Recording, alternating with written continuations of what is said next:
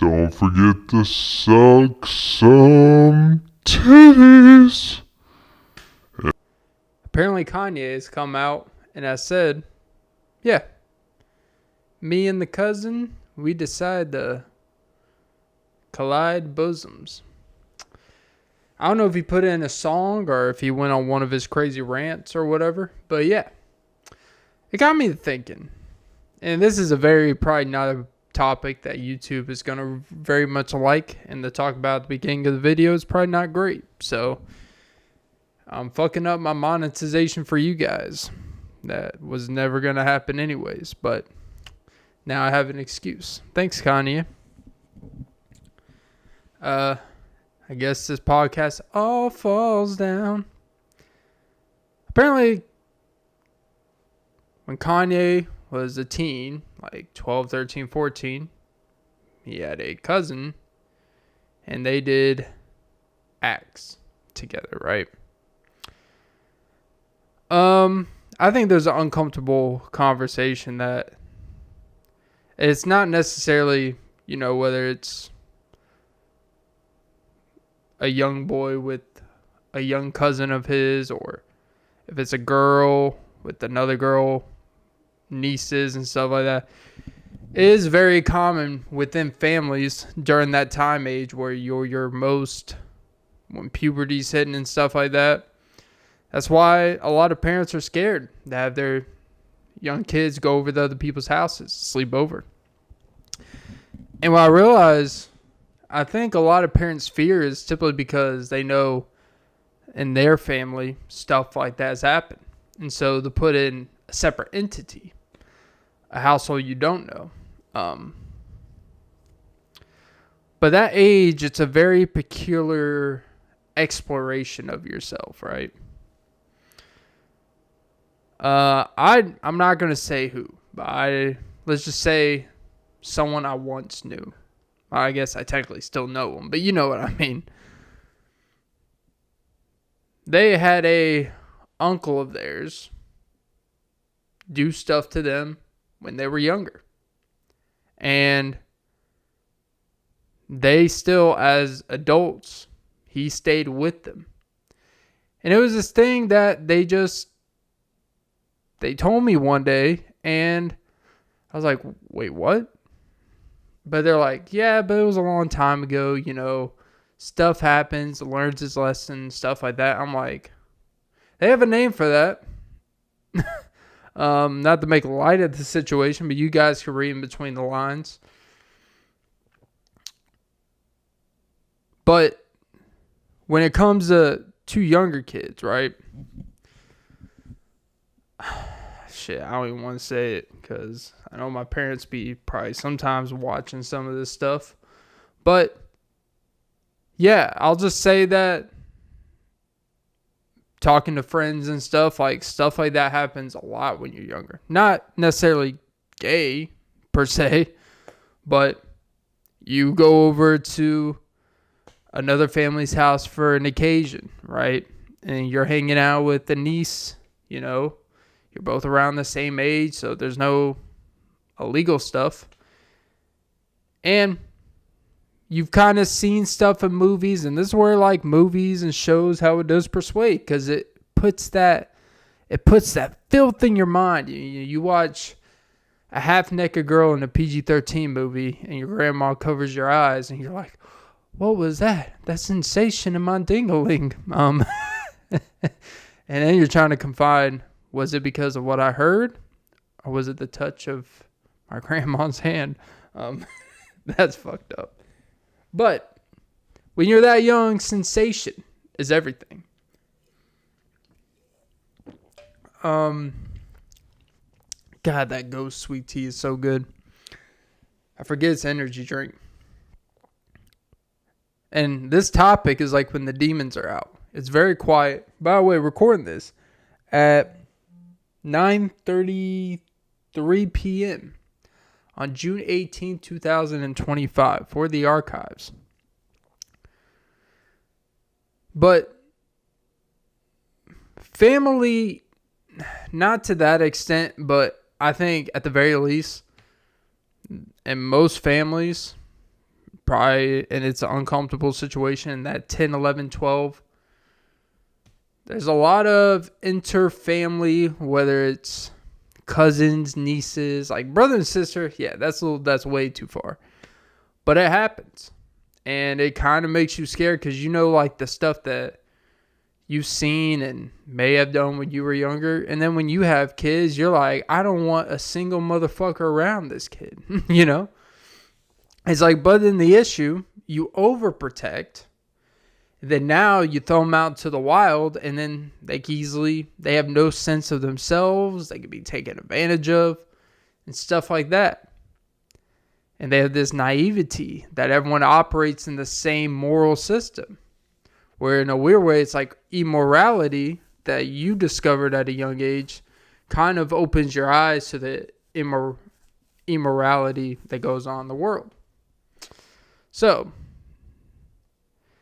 yeah, I don't know what to make of it. It's odd. But I think to open the discussion, this stuff happens a lot. It's always in between that weird 11, 12, 13, 14-year-old range too. Like the Kanye incident. Where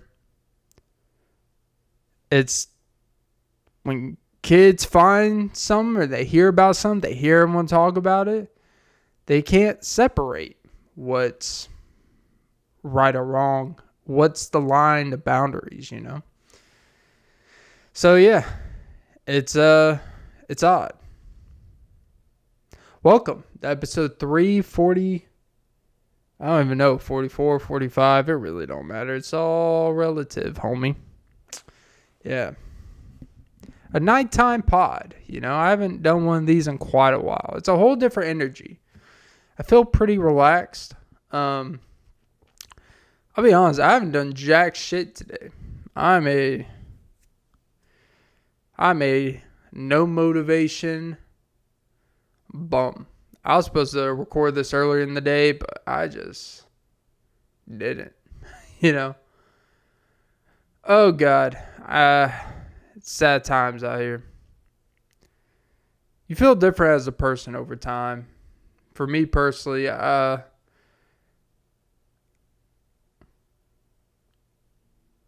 think about, like, going back to what I was talking about before. I think about when I was 11, 12, 13.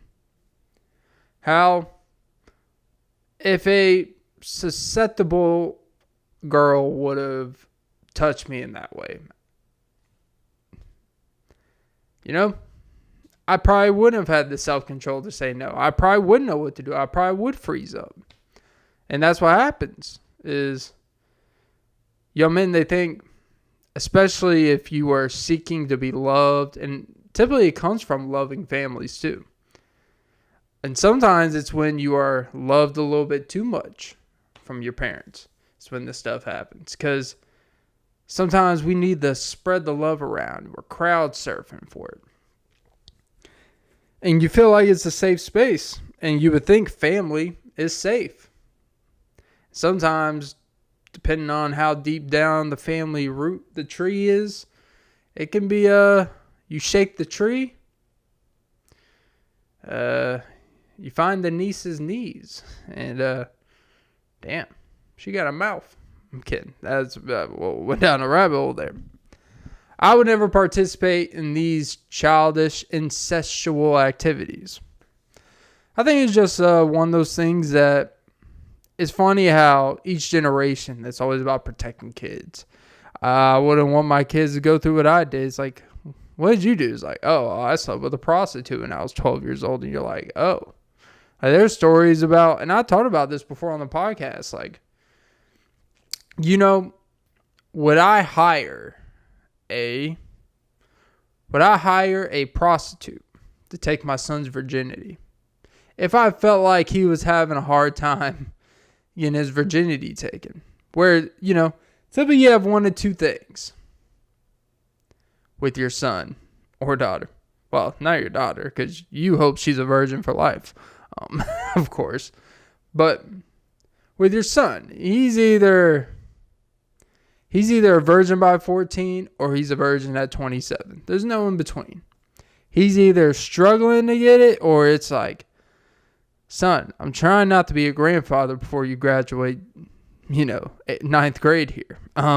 Let's cock it back a little. You're going to get a gray beard before I do. And that's the crazy part. And, it was not unnormal for dads to pay to introduce their kids, let's just say. Well, not kids, but like their 16, 17, 18-year-old son to hiring a prostitute and doing it in a safe manner, right? Because it's at that age, if you were doing it with a grown person who has experience, you feel protected and safe. And then as you get older, you realize you're really just being taken advantage of in a situation. You weren't able to explore that naturally with someone that you had a connection with. And then your whole life is based off transactional. What can you do for me? What is the service and purpose of this?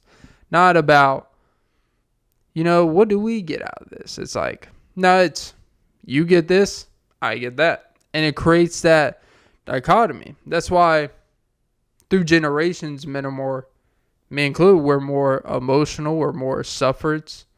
Because we had to find love the hard way. I didn't get the luxury of a prostitute. I actually had to just get my heart broken and my car stolen like the rest of us.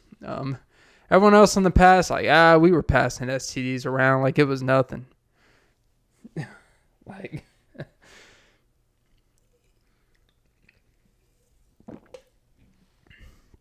Everyone got around in those days. That's the thing. All these couples and people that are married now, they're together 30, 40 years. You would be surprised if you found out the shit they did before they got married, even during. How many girlfriends or boyfriends they had. And all of a sudden, just one day, they're like, yeah, I guess I guess you're good enough, And nowadays, we have this it wasn't like you thought about it that way. That's just, you get married and you're not so obsessed with, is this it? Is this enough? It's just like, all right, well, we're going to go down this road. And that's why, you see them have, people make fun of older people. Right? Or they make judgment. Like you see a 70-year-old that's working a dead-end job or something like that, but they're relatively happy. And then there's judgment passed upon. And there's a lot of judgment like, oh, you could what? You never stood up for anything. You never tried for anything and stuff like that. That's just like a ignorant person. They're like, no, I got married, had kids, have a home to go to. This is just Social Security's not going to cover enough from retirement. That's a reality. And it's funny that now people are so worried about it's weird. People try to do this thing after they get married to be like, hey, I don't know if I could be with you for the rest of my life. You're like, you could have told me that 3 kids ago. We planned this out. We literally got surrogates for this shit. Now you're like, I think I just want something different. It's like, well, tough shit. It could be different, but it's going to suck for everyone. Like, yeah, that's fine. So you're like, oh, okay, fuck me and the kids, huh? But that's how it would be, though. It's really the equivalent of thinking with the wrong head, It's just really the mentality through generations have changed. It's people want to get married now for more of a reward and aesthetic purposes. And for people are focused, it's funny because now it's glorified and advertised for getting the bag, protecting yourself and stuff like that.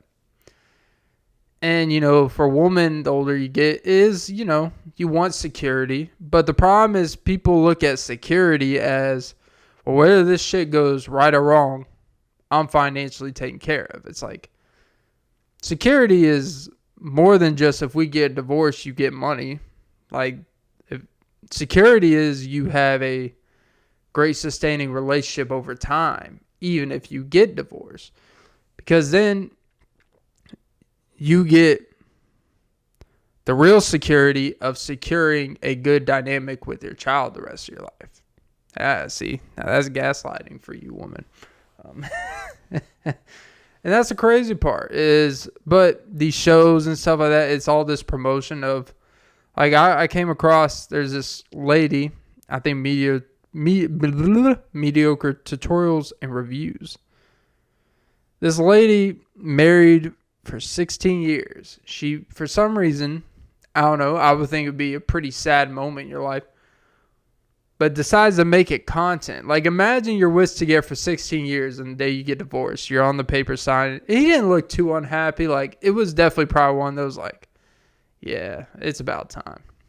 But it's also, regardless if you make videos online, even if you make videos with that person, which she didn't, he doesn't do that stuff.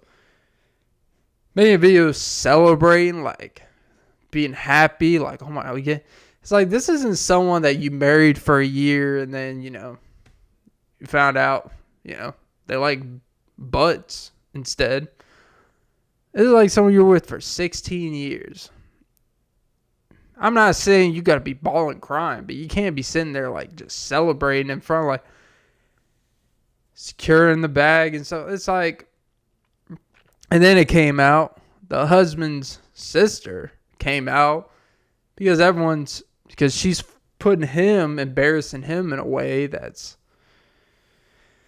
just embarrassing for the public, and it's unnecessary. And the husband's sister came out and exposed that she cheated on him with their niece's husband or something like that. And she tried to say, well, it's not even that big of a deal. They've been together for 23 years, so it doesn't really count. I'm like, actually, I think that makes it worse. I thought it was the longer they were together, it made it worse. Now it's like, if it's past 20 years, it's not even really cheating. You're like, oh, okay. I would think that's worse. At that point, you basically just, you basically have just caused erectile dysfunction to yourself at that point. I think that would be pretty bad. Like, you can't have kids after 20 years, and you can't get an erection. Like, it's over. Like, it can't get much worse. You can't even get payback dick,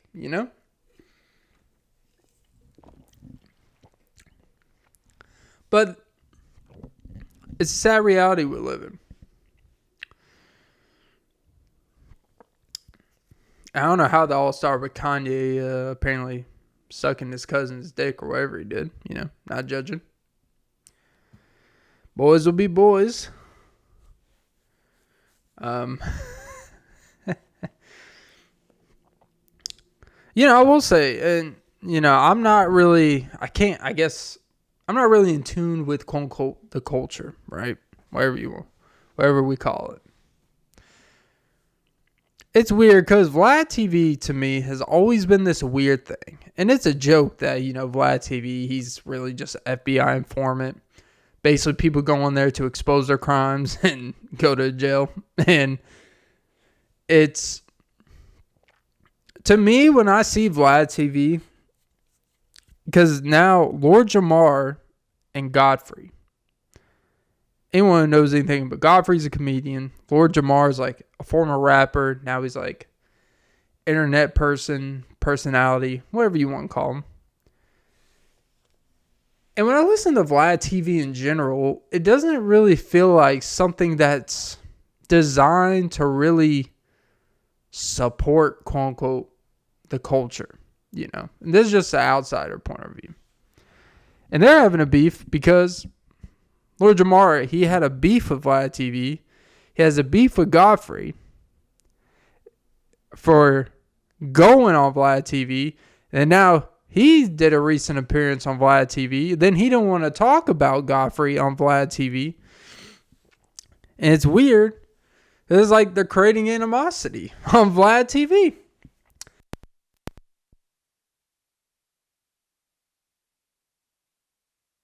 We've all consumed the clips. We've all consumed, episodes or whatever. Like, if you have been on the internet the past 10 years, you have watched something off Vlad TV. I just don't get how there's a real appeal. Vlad TV and the Adam 22s of the world, it's the definition of profiting and exploiting something that they really have no part of, and they just want to exploit for their own benefit. And that's not really a new take. People have been saying this shit for years. But I've just seen the Vlad TV stuff. Adam 22 is kind of a joke at this point. Like, he basically just, his whole, like, he feeds into the trolling, the internet stuff, like having his wife sleep with the same guy that caused a lot of issues the first time, and then he's like, oh, she's doing it again. No jumper is broke. It's like, bro, you're not suffering from money to be doing this. You're literally pimping. Right? Which also another thing, side note. I like how it's okay, just casually. On the Breakfast Club, they did a segment today where it was, what is the weirdest thing you've ever done for money? And they have viewers calling, then they went around to the panel. And Jess Hilarious, the first one, she basically just came, and to me, it's not what she said. It was the comfort to put out into the world, right? Well, as I'm putting a bunch of weird shit out into the world myself. And knowing that this is so normalized in our society, and it's just like, oh, whatever.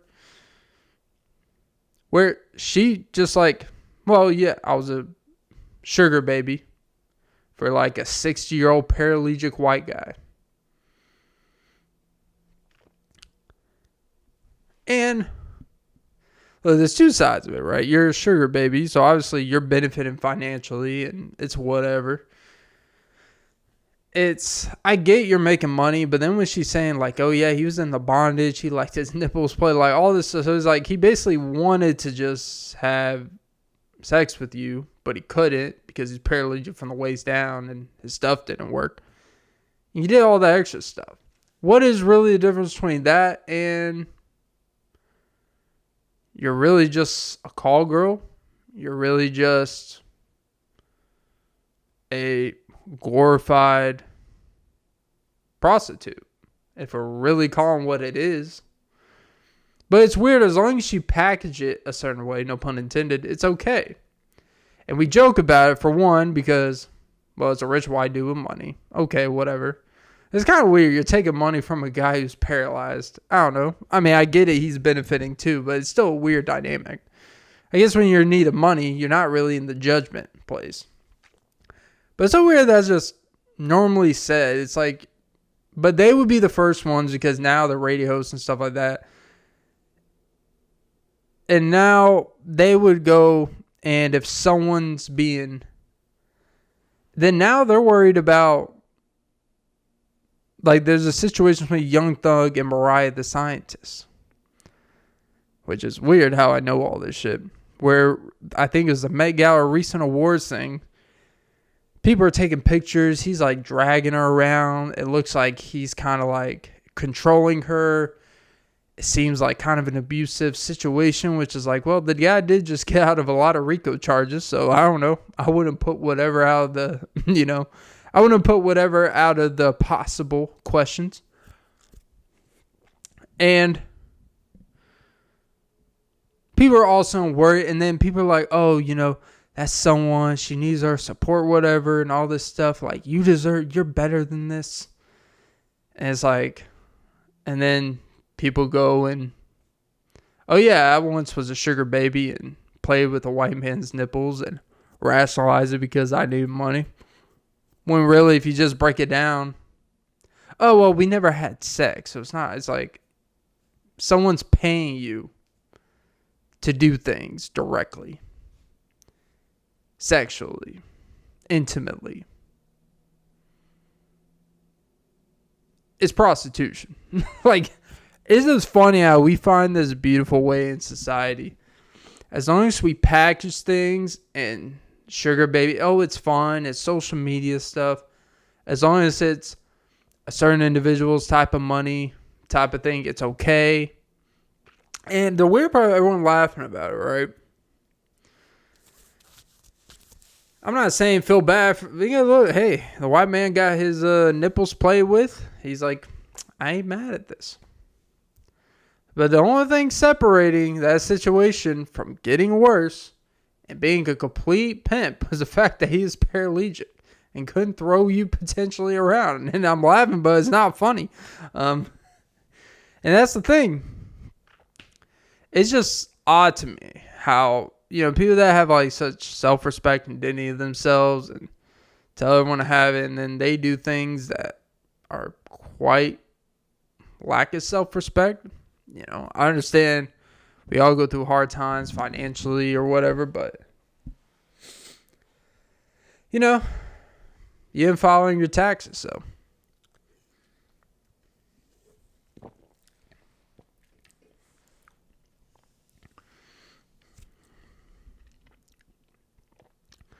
But yeah, yeah, it just feels like over time, people have lost why all these things are really in place, I guess.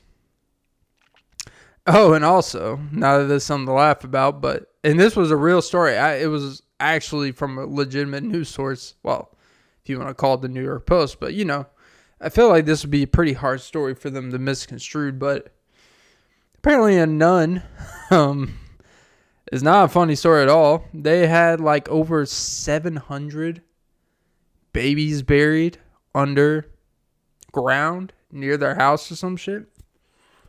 And, I was so tempted, right? Because I don't like leaving unnecessary mean comments and stuff. I don't like stirring controversy and shit like that. But I wanted to put something like, damn, religious problems. Can't relate. I knew, oh, well, you know what? It's because they lost their connection with Jesus and really the demons took over. It's like, okay, whatever you want to go with. But I had that temptation. And I had to have God stop me for a second. But apparently God didn't stop him from burying 700 plus babies. I didn't even think that was possible. That's absolutely, oh my God. Is that what that movie The Nun's about? Like, I keep seeing, like, on these free Tubi movies, The Nun. It's like one of those low-budget, scary horror movies. They have The Nun, The Nun 2. It feels like a glorified, like, not paranormal activity, but like a haunting in Connecticut, kind of like The Conjuring type of movies. Like, seems like one of those.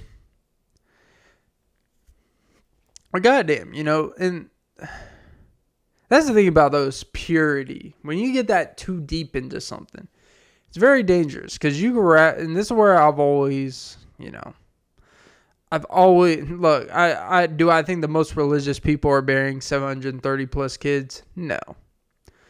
But in order to do that, whether it's one or there's a consistent understanding of a cult type of following. I'm not saying religious Christianity or anything like that's a cult.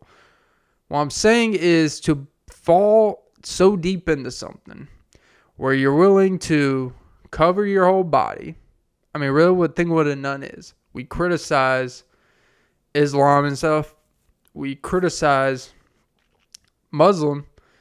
Because they'll be like, there's pictures of, people criticize, is this the free world is this the world you want to live in and defend? The Middle East where a father and a son, they're out at the beach, dressed like people at the beach, and then the wife came and get in the water. She's sitting on the sand wearing her whole, I don't even know what the proper name is, and I don't want to be disrespectful, but wearing everything still covering their body because they can't show their hair or anything like that.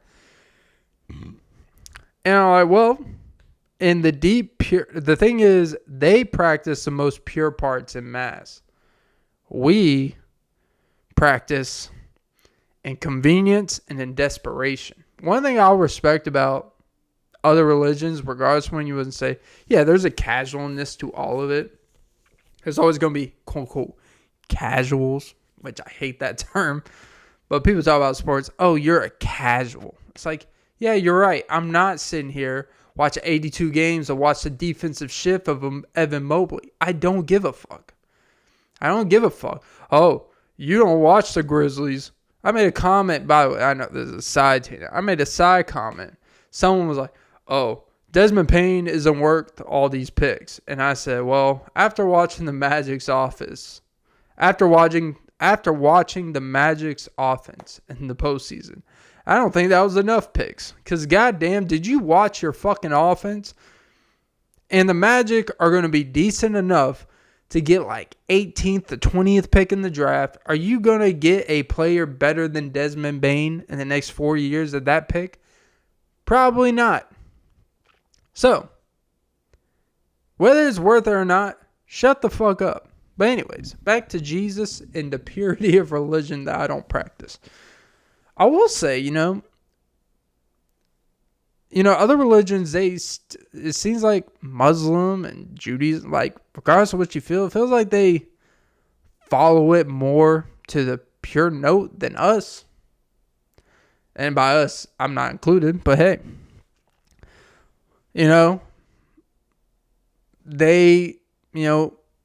we criticize their religion for sacrifices they do and stuff like that. And here we are. We do it behind the sacred of text. And yeah, but the only reason why, when you were so deep into whether it's pagan or purity, even like, when you get that deep intertwined into it, you can rationalize anything if you believe in something enough. That's the scary part. It's not even about the message, the why. What is this doing for me? Like, that's not even a thing anymore. You were just fucked,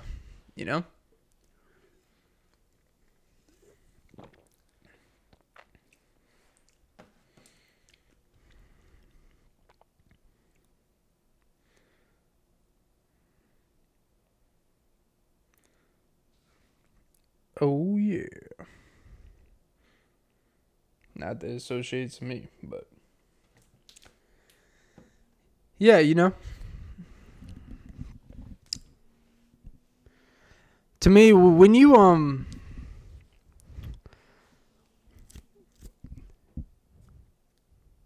yeah, that's all I got for that. I don't really want to go too deep in the woo.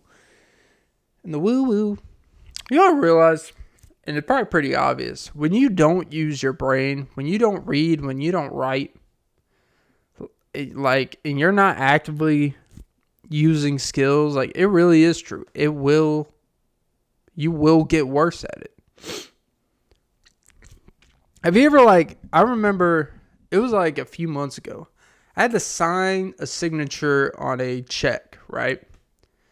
I don't really have to write that often. So I try to write, and I almost my signature was look, all signatures look like shit.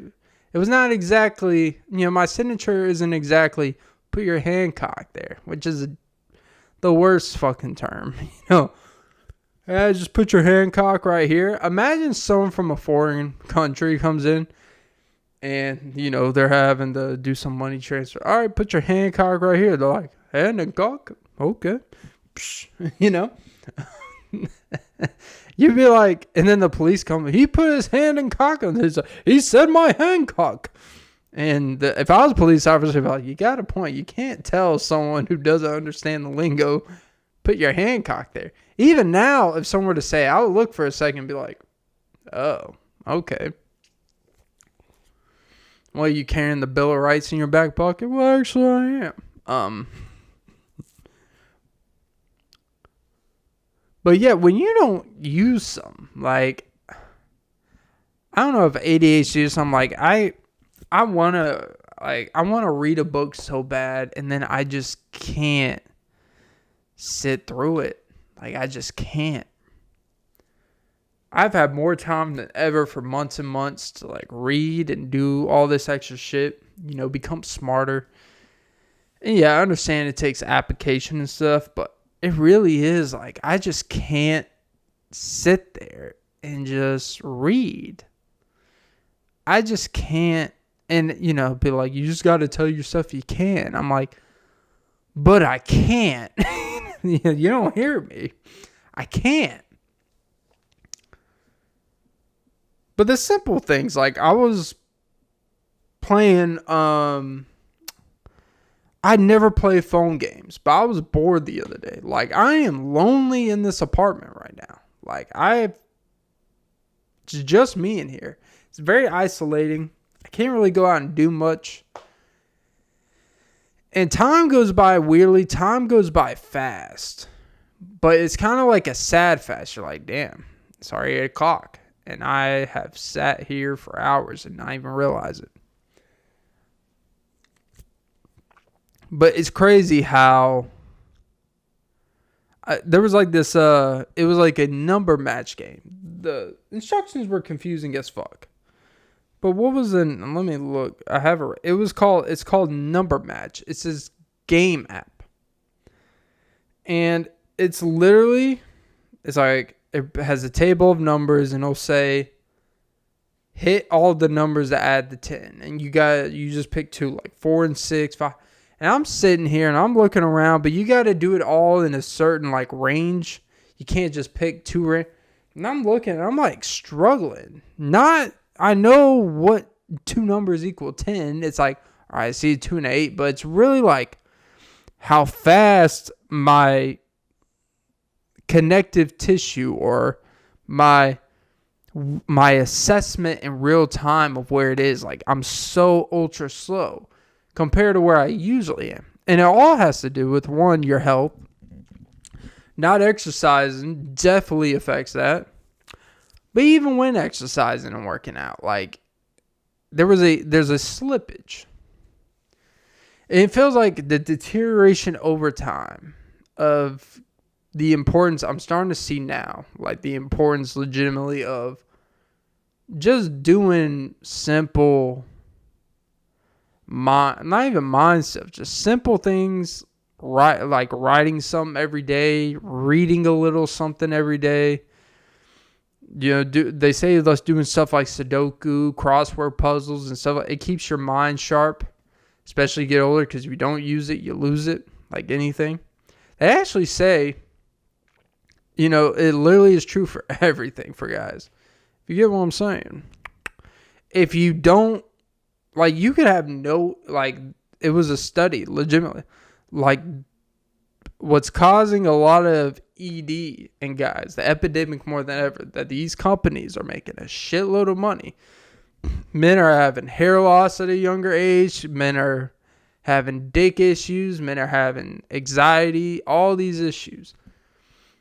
And one, because young men were having, now me, I'm saying we because I want to feel like y'all are collective tissue to me. Men are having sex less than ever. Like, probably the amount of times a man has had sex by 30, like, the previous generation, they got that knocked out by 20, bro. Like, the amount of girls and times, they knocked it out by 20. And here you are like, ooh, I got a hottie tonight for, And then she cancels on you. And you're like, well, 4 months from now, I'll get another one. That's optimism, That's on the optimistic for a lot of guys. That's why the dating gap stuff. But what I'm saying is, when you aren't actively, if you don't feel it's weird because pressure is the thing, right? It's not, I think for a lot of guys, for performance, whether that's in the bedroom or really anything. the more time in between you do stuff, even like shooting, we'll just say shooting a basketball, or like the more time in between, you don't have that recent confirmation of your capabilities and all that stuff. So it always takes a while to get back in the swing of things, no pun intended. But if you go extended period of time, let's say you have some traumatic issues with it, like it creates this, if there's no pressure to have to use it and you just like, there's nonchalant, there's no reason in your mind you'll believe you can find a girl in the near future, so you just accept like, I'll be sexless and stuff like that. You don't even think about sex in that way. For a lot of young guys, I do think it causes when you don't have to use it, or even like feel like there's ever going to be a need to use it. I think your mind disconnects from that aspect of yourself, and it just kind of shifts that focus to something else. And almost like you forget how to get your dick hard, Not speaking for me, My dick is hard 24/7. That's why I have holes in my pants all the time, Just in case, the situation arises, I'm like, don't worry. 24/7, baby. Get that Slurpee. There's not even any 7-Elevens around here. But because think about businesses that are booming. It's therapy. It's BetterHelp. It's Hims. It's Blue Chew. There's a reason why all these things, like, it's targeted. Like, think about it. Like, think about these companies are so good. And it took me a while. I realized, why do all these podcasts I listen to have the same fucking advertisements?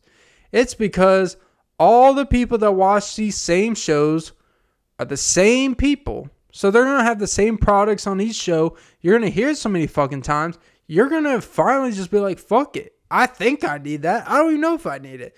But if these issues and these people that I relate to, that I listen to this podcast, that podcast, this podcast, of course I'm going to be like, well, if I do need this, I know what I'm going to.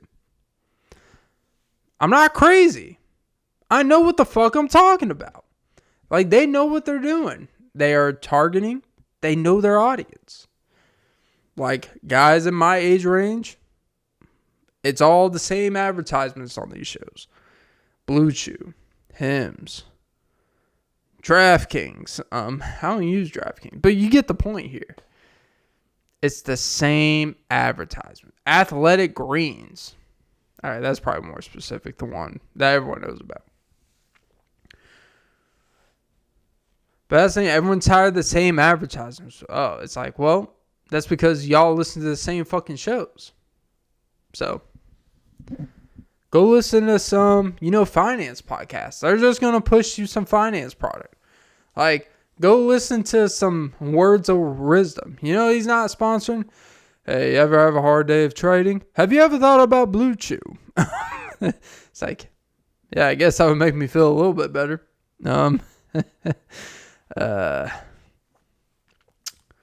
Yeah. But that use it or lose it thing, it is a real thing. If you don't use something or even feel the pressure to need to use it, then you're never going to use it. So, yeah, good times.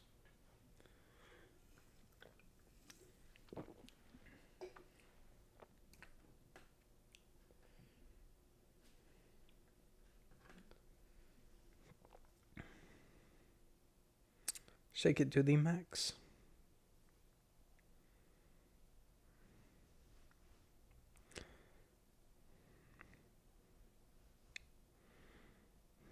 Yeah, I gotta say, man, that Shake It to the Max song.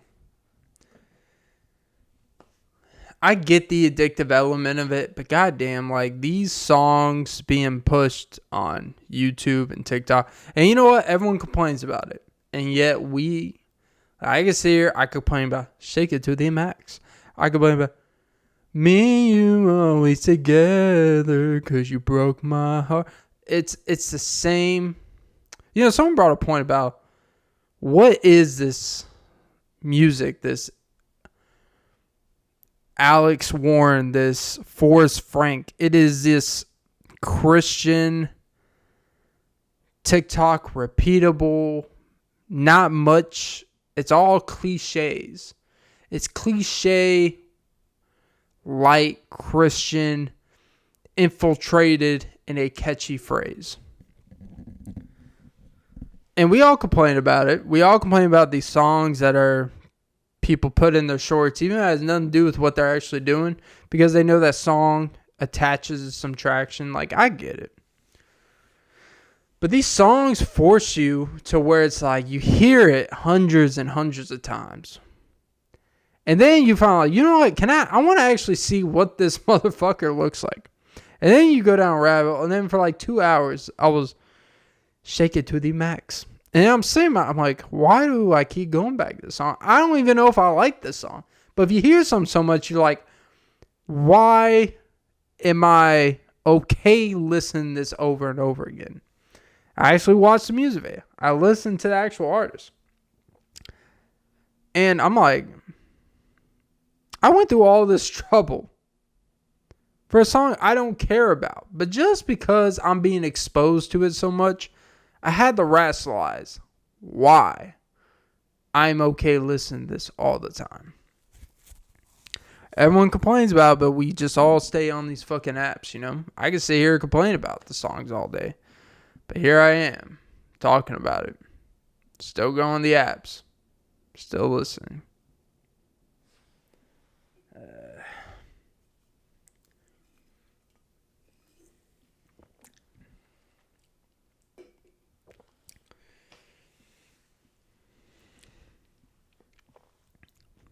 Here's another movie review that I didn't even finish yet. I'm like an hour into it.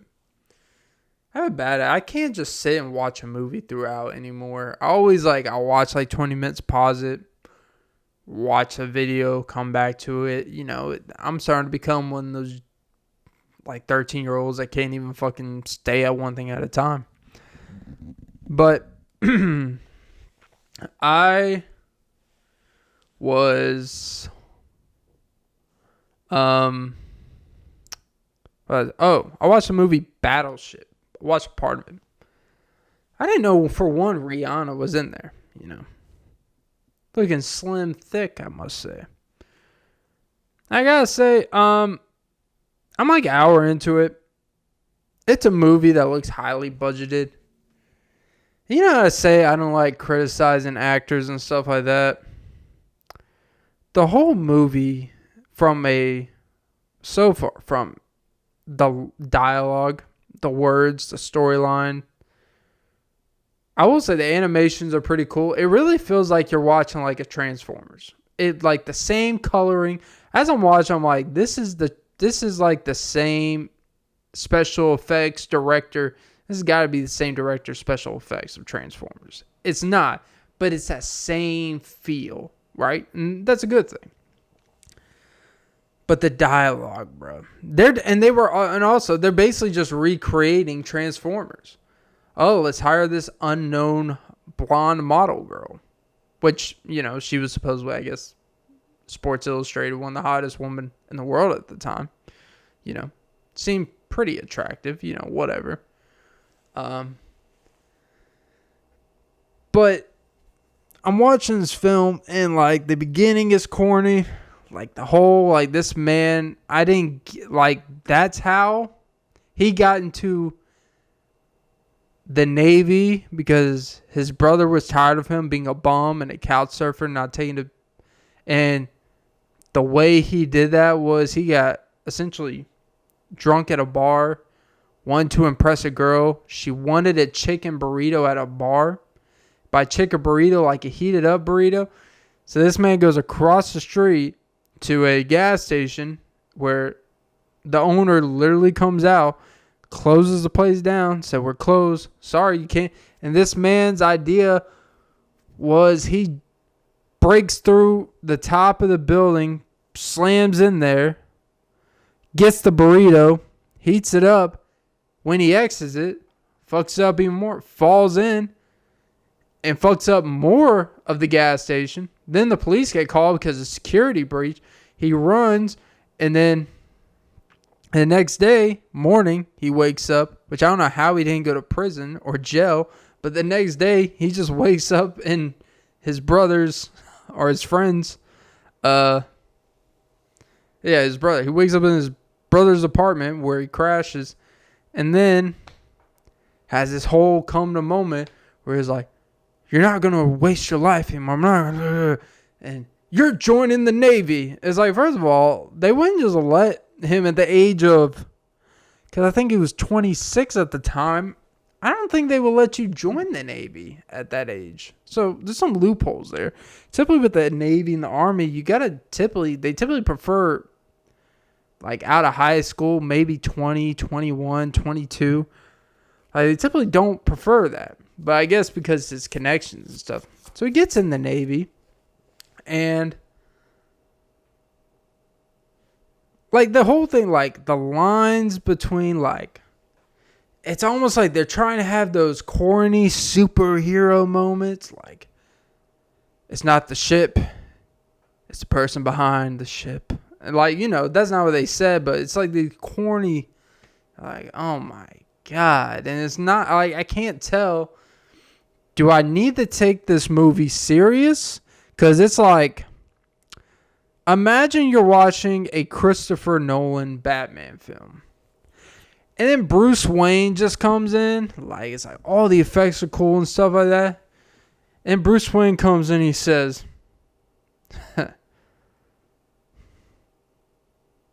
how many fingers am I holding up?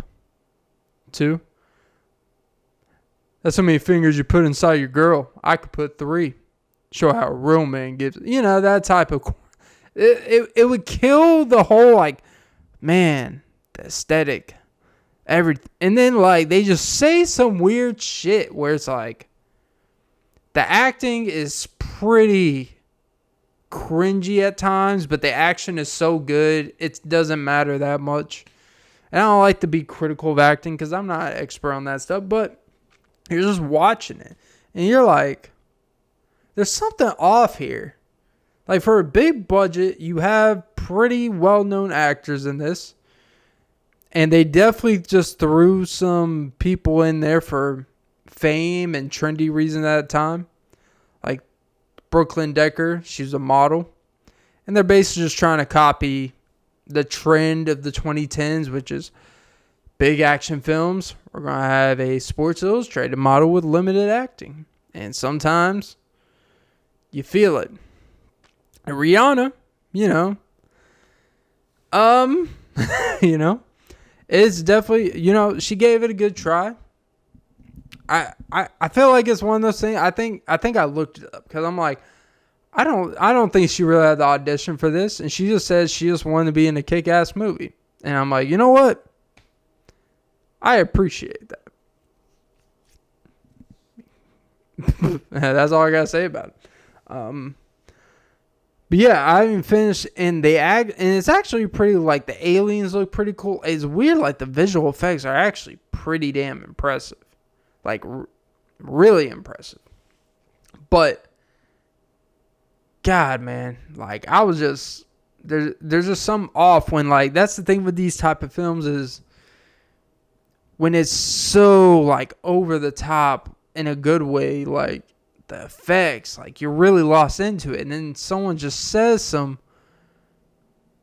corny ass, like, the beginning where he tries to give, like, Alexander Skarsgård at the bar, it was like within the first couple minutes, like, he's just talking to fucking Riggs. That's a Friday Night Lights reference.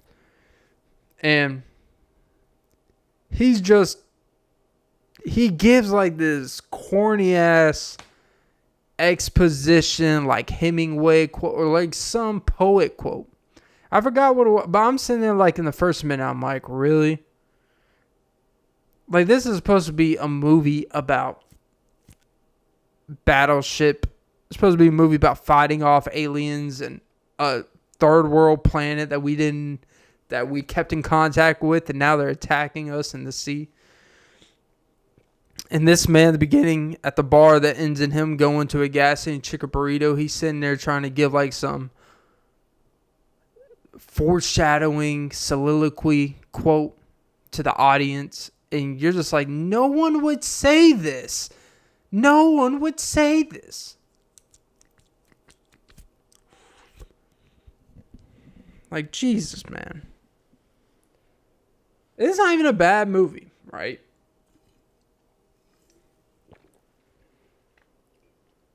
But yeah. I just gotta shake it to the max.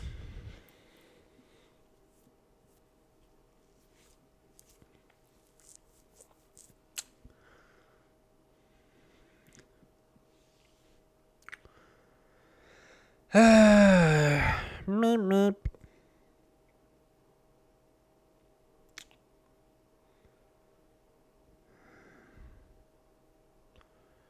It's lonely up in here. If you're not here, then you're queer. Meerkat with no manger. And now God is my savior. Yeah, I feel like I'm singing like Alan Jackson's song. She's no sweet Alabama girl, but she's my country world with a twirl. She chases nuts and she's not a squirrel. She loves me and I'm not even hers. My mama didn't know. She didn't want me to leave my wife for her. But I would do it again, even if we're just friends and I don't see my kid again. Alright, I don't know what road that just went down. Look here, you stud muffin.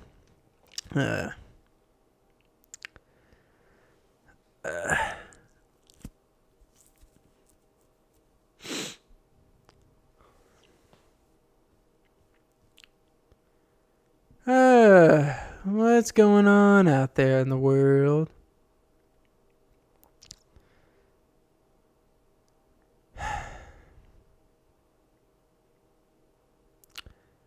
Sometimes when you see the writing on the wall, just punch a hole in it.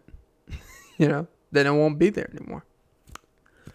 Anytime, next time you're in a big old divorce fight, breakup, and she's like, you know what? Everyone told me you weren't shit. The writing was on the wall. And you're like, oh, was it? And think of like a Family Guy. And Peter Griffin just like punches a wall that had writing on it. And be like, what writing on the wall? Meh. It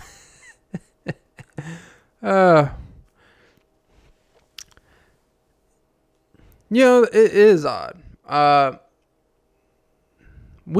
don't think we're going to have like the 20 years TV show animation domination type of things. I don't think we're going to have a Simpsons, a Family Guy, a South Park ever again. And I know that's extreme, but I don't think anyone wants to make shows that last 10 plus. We're like even on a sitcom version, even on just a streaming television. We're not even going to have like the 8 to 10 year thing. We're not going to have a Seinfeld, a Friends, even like mid-level Sin City, Frasers. We're not going to have those anymore. One, I think things way out there welcome. And you think about what all those shows are. In order to do a show for that long, it's got to have stuff that is connected with people to make them feel something, but not enough to make them care if you fuck up or push the boundaries too much. It's got to be kind of background music. It's got to be it's gotta be just, there's not really a deep message here. Even if on episodes and stuff, we have a, funny thing we get across, and it may be political sometimes, it may be pushing the envelope here and there, which kind of makes what those shows are when it pushes those limits. But it's got to be just, you come here and it's escapism. And now we've created TV and movies and stuff like that where it's the opposite of escapism. It's actually I don't know if reflectionism is a word, but it's like, hey, you know that shitty world of all the problems out there? We're just going to remind you of it. We're going to remind you of poverty. We're going to remind you of what's going on in the Middle East. We're going to remind you that we're not safe in America. We're going to remind you of everything wrong. And there's a time and place where, like, if I'm watching, sometimes I just want to know, was it a breakup, Ross and Rachel? Nothing too serious. I don't want to know if, I don't want to be reminded in a deep drama if we're about to get a bomb dropped on us by Israel. I don't want to know that. I'm trying to escape from the world. And these shows master, like, I want to watch a talking dog, a British baby, a guy who would never be with a woman like Lois, and meh. And, it could be funny. Like, The Simpsons is a good balance of funny, a little time travelish, if you know what I'm saying. And it's got that balance of being funny. And then sometimes you can see that, what the fuck? Spatial sound. Oh, shit. Whew. I thought I lost something. You say, like, The Simpsons, like, it can be a good balance. It's funny. It's like nothing serious. You're lost in this fictional world. But, like, you can see the love of Homer, even though he's a dope. Yeah, he cares about his family. You can see that you don't have to be rich to be a good father. You don't have to be,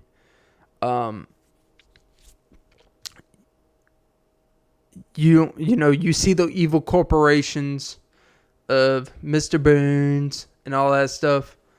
Like, it's a reflection of, like, you can see reality of life, but it's like, it's that cute little, like, that was a nice takeaway, but you weren't, while you were watching it, you didn't feel the stress of having to get the message. And South Park is just absurdity with legitimate commentary of what's happening, reflective, because it's week by week they're making that show. And, like, for sitcoms and stuff, like Friends and stuff like that, Seinfeld, it's just, for the most part, nothingness. Like, the beauty of Seinfeld was just, it's a show about nothing. Because sometimes, like, people, when they watch TV, the whole point of entertainment is supposed to be entertainment. And we have steered so far away where it's like, now, if there's not, like, a real message behind something, then what's the point? It's like, yeah, but the problem is, like, sometimes people are so invested in the message, it burns out really quickly. Like, I don't have to watch, like, I now have to watch the whole first season to understand their motive for the second season. Dude, I can watch,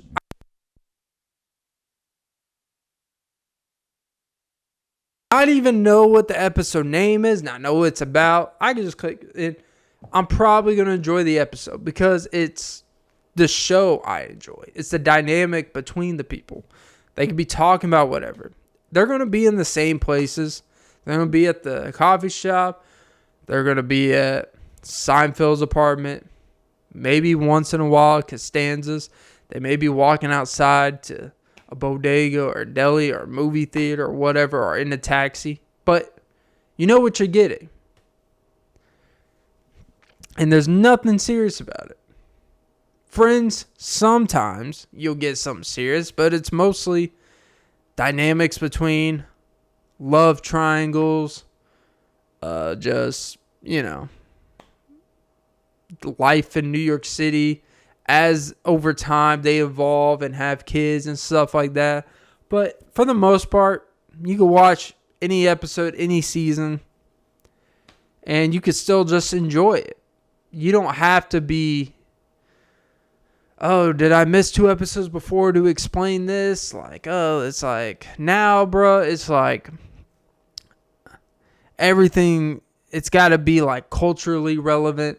There's got to be symbolism, representation of everything. It's like, bro, like, I just want to make sure that people watch and we all make a lot of fucking money.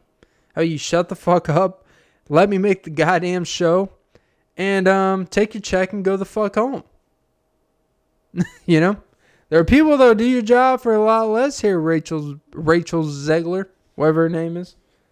You know? Yeah, people taking the fun out of entertainment.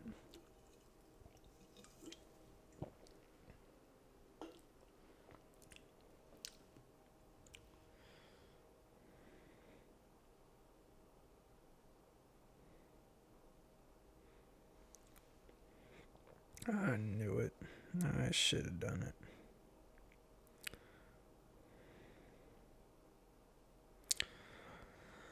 Yep. All right. I'll leave y'all with a parting message today. Time flies. Bitches cry. But not before the inside a man dies. Basically meaning men leave this earth way before they actually leave it. Damn, that got dark. See? This was supposed to be an entertaining show, and I turned into symbolism and something deeper for no reason. Alright. Have a great day, morning, night, evening. Meep, meep.